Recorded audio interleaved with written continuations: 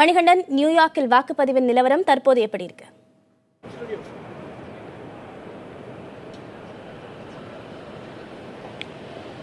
பத்மபிரியா, நியூயார்க்கை பொறுத்தவரை நாம் இருக்கக்கூடிய வாக்குச்சாவடியில் விறுவிறுப்பாக வாக்குப்பதிவு நடந்து வருகிறது.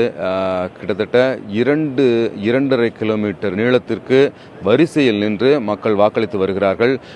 நம் நாட்டை போலவே இங்கு ஏராளமான வாக்காளர்கள் வரிசையில் நின்று வாக்களித்து வருகிறார்கள். பாதுகாப்பு ஏற்பாடுகள் மிக அதிகமாக செய்யப்பட்டிருக்கிறது. காவல்துறையினர், ஊடகத்தினர் இங்கு குவிந்திருக்கிறார்கள். அது மட்டுமல்லாமல் நம் நாட்டை போல் இல்லாமல் இங்கு கடைசி நேரம் வரை பரப்புரைகள் மேற்கொள்வதற்கு வாய்ப்பு வழங்கப்பட்டிருக்கிறது.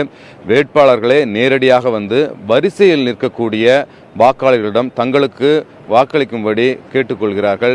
அது மட்டுமல்லாமல் காவல்துறையினர் சிலரிடம் கரிசனமாகவே நடந்து கொள்கிறார்கள். இங்கு போராட்டங்களும், வேட்பாளர்களுக்கு எதிரான போராட்டங்களும் இந்த வாக்குச்சாவடியில் பார்க்க முடிகிறது.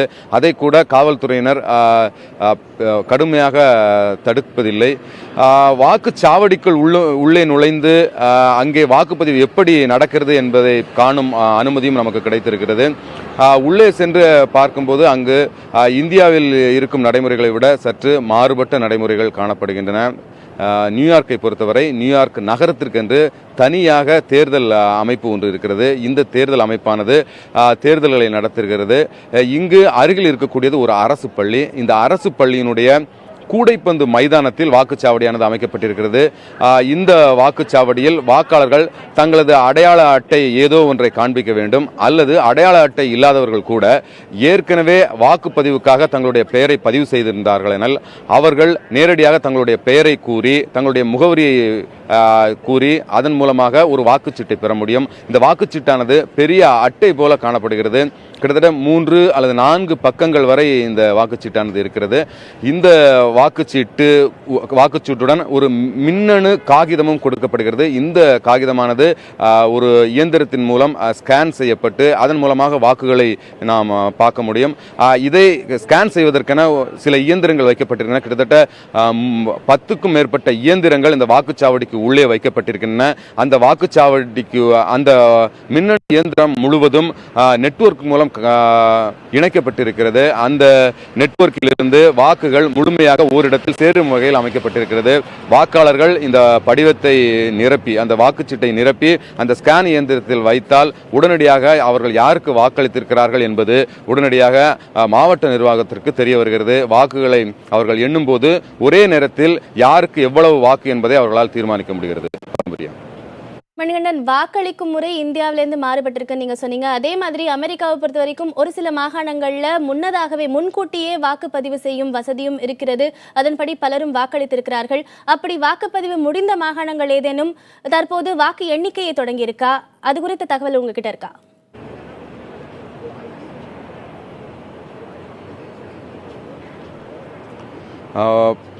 முன்கூட்டியே வாக்களிக்கும் அந்த முறையானது அமெரிக்காவுடைய பல மாகாணங்களில் இருக்கிறது.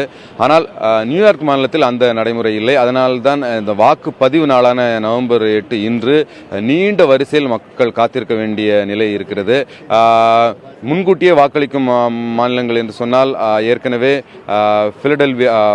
பென்சில்வேனியா போன்ற மாகாணங்கள் முன்கூட்டியே வாக்களித்திருக்கின்றன. தலைநகர பகுதியான வாஷிங்டன் முன்கூட்டியே வாக்களித்திருக்கிறது. இருந்தாலும் கூட இந்த வாக்குப்பதிவுக்கு முடியும் நேரம் என்று ஒவ்வொரு மாநிலத்திற்கும் இருக்கிறது. அந்த முடியும் நேரத்திற்கு பிறகுதான் வாக்கு எண்ணிக்கை முடிவுகள் அறிவிக்கப்படும். இதில் சில மாநிலங்கள் அதே நேரத்தில் சில மாவட்டங்கள் என்று கூட நாம் கூற முடியும். சில மாவட்டங்களில் மட்டும் இந்த முறை மாறுபடுகிறது. சில குறைந்த எண்ணிக்கையில் மட்டுமே வாக்குகள் இருக்கக்கூடிய சில மாவட்டங்கள் உடனடியாக தங்களுடைய முடிவுகளை அறிவிக்கின்றார்கள். ஒட்டுமொத்தமாக பார்க்க வேண்டுமானால் ஒரு மாநிலம்தான் முழுமையாக தங்களுடைய முடிவுகளை அறிவிக்க முடியும். மற்றபடி கவுண்டி என்று சொல்லக்கூடிய இந்த மாவட்ட நிர்வாகங்கள் தங்களுடைய பகுதியில் பதிவான அந்த வாக்குகளுடைய முடிவுகளை ஒவ்வொன்றாக அறிவிக்கும். அதன்படி அந்த வாக்கு எண்ணிக்கை நிலவரமானது ஒரு மாவட்ட வாரியாக ஒன்றன் பின் ஒன்றாக நமக்கு தெரிய வரும். பத்மபிரியா. மணிகண்டன், அதிபர் தேர்தலுக்கான வாக்குப்பதிவு நடைபெற்றுக் கொண்டிருக்கும் இதே வேளையில 5 மாகாணங்களுக்கான கவர்னர், அதாவது நம்மளுடைய அரசியலமைப்பு பொறுத்த வரைக்கும் முதலமைச்சருக்கு நிகரான ஒரு பதவிக்கான வாக்குப்பதிவு, அதுக்கான எலெக்ஷனும் அங்க நடந்துட்டு இருக்கு. அது குறித்த தகவல்கள் ஏதேனும் உங்ககிட்ட இருக்கா?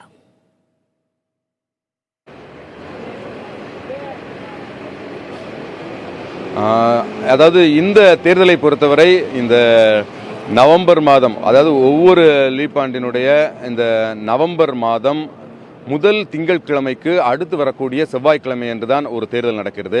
இந்த தேர்தலை பொறுத்தவரை இது பொது தேர்தல் என்று அறியப்படுகிறது. இந்த தேர்தலானது அதிபருக்கு மாத்திரமல்ல, அதிபருடன் சேர்த்து காங்கிரஸ் என்று சொல்லப்படக்கூடிய நாடாளுமன்றத்தில் இருக்கக்கூடிய பிரதிநிதிகளவையில் மொத்தம் 435 உறுப்பினர்கள் இருக்கிறார்கள்.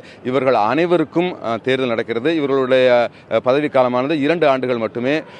இந்த 435 உறுப்பினர்கள் தவிர 30க்கும் மேற்பட்ட செனட் அவை, ஒரு மாநிலத்திற்கு 2 செனட் உறுப்பினர்கள் இருக்கிறார்கள். ஆக மொத்தம் 100 உறுப்பினர்கள் கொண்ட செனட் அவையில் 30க்கும் மேற்பட்ட உறுப்பினர்களுக்கும் இப்போது தேர்தல் நடக்கிறது. 5 மாநில ஆளுநர்களுக்கும் தற்போது தேர்தல் நடக்கிறது. இது தவிர ஏராளமான மாவட்ட நிர்வாக தலைவர்களுக்கு தேர்தல் நடக்கிறது.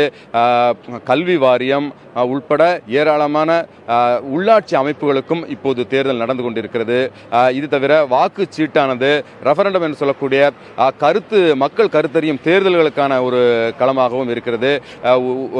உதாரணத்திற்கு வாஷிங்டனை எடுத்துக்கொண்டால், இந்த வாஷிங்டன் தலைநகர பகுதியானது தனியாக மாநிலமாக அறிவிக்கப்பட வேண்டுமா என்ற ஒரு கேள்வியுடன் ஒரு வாக்குச்சீட்டில் ஒரு கேள்வி இருக்கும். இதுபோல ஒவ்வொரு மாநிலத்திற்கும் ஒவ்வொரு பகுதிக்கும் தனியாக கருத்து கணிப்புகள் கூட இதே வாக்குச்சீட்டில் வைக்கப்பட்டு இந்த தேர்தல் ஒட்டுமொத்தமாக ஒரு பிரம்மாண்டமான பொது தேர்தலாகவே நடத்தப்படுகிறது.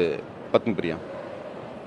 மணிகண்டன், நீங்க சொன்னீங்க இப்ப வந்துட்டு பல்வேறு இந்த ஒரு தேர்தல் முறையிலே வந்துட்டு பல அதிகார வர்க்கத்துல பல தரப்பு தேர்தல் இந்த ஒரு தேர்தலுடைய சேர்த்து நடத்தப்படுது. வாக்கு எண்ணிக்கையும் சேர்த்து கருத்து கணிப்புகளுடைய முடிவுகளும் தெரிய வரும் அப்படின்னு சொல்லிட்டு. ஆனால் இந்த எலெக்ஷன் முடிஞ்சதுக்கு அப்புறமா எலக்டோரல் காலேஜுடைய முடிவு எப்போ தெரிய வரும்? அதிகாரப்பூர்வமாக அமெரிக்காவின் அடுத்த அதிபர் இவர்தான் என்கிற அறிவிப்பு எப்போது வெளியாகும்?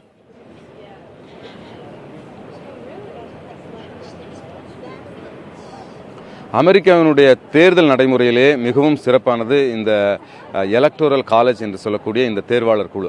அதாவது இந்த தேர்வாளர் குழு என்பது மொத்தம் 538 எண்ணிக்கையை கொண்டது. இந்த எலக்டோரல் காலேஜ் என்று சொல்லக்கூடிய அமெரிக்காவினுடைய இந்த தேர்வாளர் குழு, இவர்கள் எண்ணிக்கை எப்படி என்றால், ஒட்டுமொத்தமாக பிரதிநிதிகள் அவையில் 435 உறுப்பினர்கள் இருக்கிறார்கள். செனட் அவையில் 100 உறுப்பினர்கள் இருக்கிறார்கள். ஆக மொத்தம் 535. இதனுடன் கொலம்பியா மாவட்டமாக இருக்கக்கூடிய தலைநகர பகுதியில் 3 உறுப்பினர்கள் இந்த தேர்வாளர் குழுவுக்கு வழங்கப்படுகிறார்கள். ஆக மொத்தம் 538 என்பது இந்த ஒட்டுமொத்தமாக அமெரிக்க நாட்டினுடைய தேர்வாளர் குழுவினுடைய எண்ணிக்கையாக இருக்கிறது. இந்த தேர்வாளர்களுடைய எண்ணிக்கை ஒவ்வொரு மாநிலத்திற்கும் வேறுபட்டது. மக்கள் தொகையின் அடிப்படையில் தேர்வாளர் எண்ணிக்கை ஒவ்வொரு மாநிலத்திற்கும் பிரித்து பகுத்து வழங்கப்பட்டிருக்கிறது.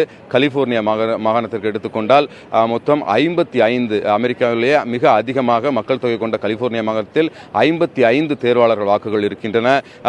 இப்போ நியூயார்க் மாநிலத்தை எடுத்துக்கொண்டால் இங்கு 29, பென்சில்வேனியாவில் 20, புளோரிடாவில் 29 என்ற ஒவ்வொரு மாநிலத்திற்கும் தேர்வாளர்கள் வாக்குகள் இருக்கின்றன. இந்த தேர்வாளர் வாக்குகள் என்பது ஒட்டுமொத்தமாக ஒரே வேட்பாளர்களுக்கு செல்லும். உதாரணத்துக்கு நியூயார்க் மாநிலத்தில் ஹிலரி கிளின்டனுக்கு 50க்கும் அதிகமான சதவீத வாக்குகள் கிடைத்தால் ஒட்டுமொத்தமாக 29 வாக்குகளும் அவருக்கே சென்றுவிடும். இந்த எண்ணிக்கையை பொறுத்தவரை ஒவ்வொரு மாநிலமும் தேர்தல் முடிவை அறிவித்தவுடன் அந்த வாக்குகள் அனைத்தும் யாருக்கு செல்கிறது என்பதை நாம் தெரிந்து கொள்ள முடியும். கிட்டத்தட்ட தேர்தல் முடிந்து 12 மணி நேரம், அதிகபட்சமாக 12 மணி நேரத்திற்குள் யார் அதிபராக போகிறார் என்பதை உறுதியாக நாம் கூற முடியும். பத்மபிரியா.